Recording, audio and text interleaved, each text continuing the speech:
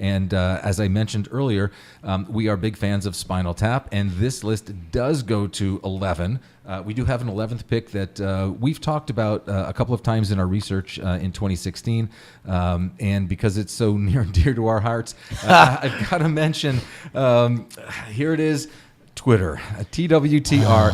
I will be very clear, they are not a member of the Samadhi client portfolio, in part because I think their valuation, right now they're looking at what I think it was 2.4, 2.5 trailing 12 revenue.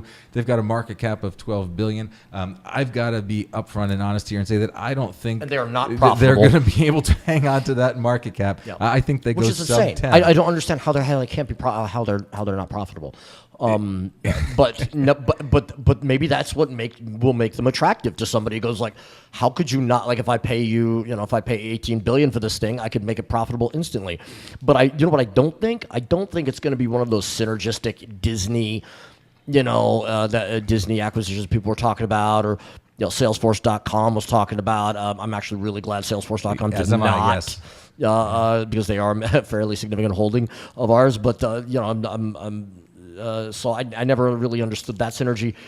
I understand Twitter, but it's I get the value, I get the its uniqueness and so forth.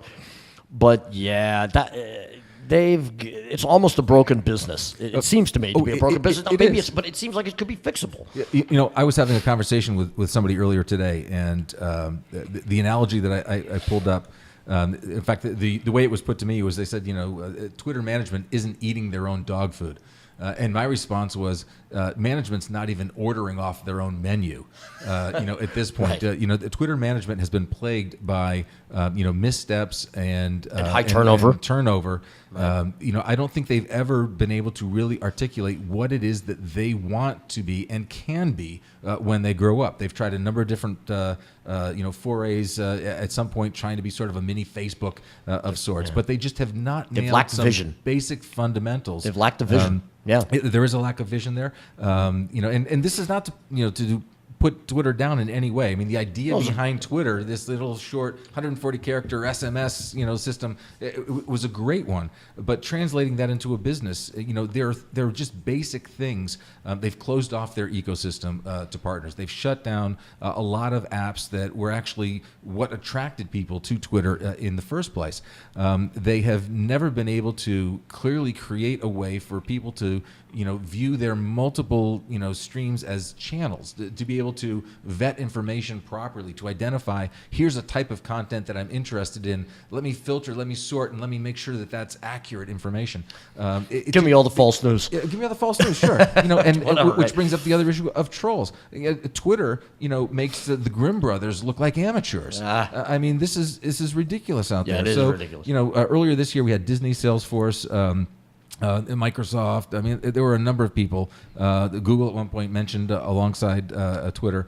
The only way I see any of those players remotely being interested is again, a sub $10 billion market cap. Yeah, the stock gets whacked. Stock gets whacked, and all of a sudden the infrastructure, starts to look a bit attractive there. I actually see more value for somebody like Verizon, especially if the Yahoo deal doesn't go through. But I wouldn't be surprised at the right valuation to see Alibaba or Tencent. Step up to the plate and go. I don't know. I think it would just be. I think it was a weird brand to buy at this point, unless you have a really good idea of how to fix it. The only other entity that I could think of which could probably turn Twitter around just by sheer force of will is maybe and it would be a lot of borrowed money is a leveraged buyout by Eric Cartman of South Park. That's the only thing I could possibly think of. But, Galen? Other than that, well, the whole Twitter conversation makes me think of the statement: one man's trash is another man's treasure. And I actually think that I'm not as negative on the on Twitter as my colleagues, because I do think it's a unique asset. I don't think there's a lot of companies that have been able to grow to the scale that Twitter has been able to grow. I do think that from an execution standpoint, the management team doesn't have the right vision for that unique asset that they put together. I do think that if Salesforce, at the right price, had an opportunity to acquire Twitter, it could really differentiate what they're doing, specifically in the marketing automation market, the customer relationship market that they compete in, and I think it would make good sense at the right price. Basically, just analyzing the data to feedback loop. So to analyze the Twitter feed. Right. To feedback customer service, you happen to know that there's an outage in this neighborhood because Sure, but like Comcast. I see all that. I actually agree with you, Gwen. And honestly, all joking aside, they're still producing they're what $2.4 billion revenue. I mean, and it's a software product. I mean, it's a SaaS software product, basically. Obviously, advertising revenue driven, but it could be much more data and analytics driven, much more. And in that's where I could see value. I don't see the present management team doing that right now. No, but they do need to, whoever acquires this property, and Gwaylon, I do see some solid value in there. If you look at what Twitter is capable of. In many ways, it's kind of humorous to see companies like Facebook now offering fairly reasonable customer support and engagement. Actual transactional engagement through Facebook Messenger, which was something that Twitter could have and should have done.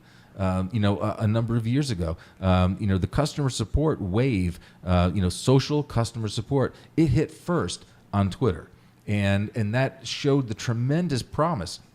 And while Twitter spends $1 billion a year on infrastructure, and I do think that infrastructure is a great asset to have, especially the ability to manage the sheer volume of traffic and events that occur there. I think that Twitter has to do something, to remove that troll issue, and I do think among other things, among other things, but at the right valuation. Suddenly it does become a really attractive property, which is why it is on our list. It didn't make a top 10, but let's not forget more than honorable mention. Let's not forget also that a lot of companies analyze Twitter data, right? And they're analyzing it for a reason. There is some value that they see. And I think that if you kind of look out and just kind of imagine what Salesforce could do with their AI product that they're developing now around that Twitter feed information, and especially if they're the only ones who have it. And then they're able to cross-reference it with all of their with all of the data within their own CRM database. Strategically, that'd be quite interesting. And that brings up sort of an interesting comparison there, because right now I believe, and I could be mistaken on this, but I believe Google is one of the largest, if not the largest, consumer of Twitter data.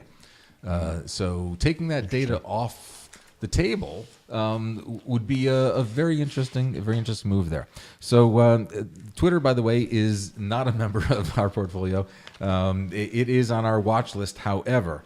And with that, we have our 2017 top 10 tech acquisition picks.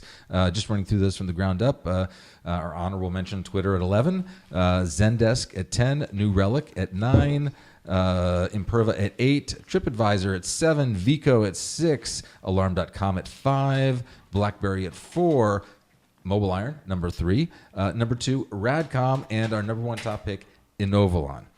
So on behalf of Samadhi Partners Equity Research, John and Gwaylon, thank you very much, gentlemen. This has been a Samadhi Partners Equity Research video news brief.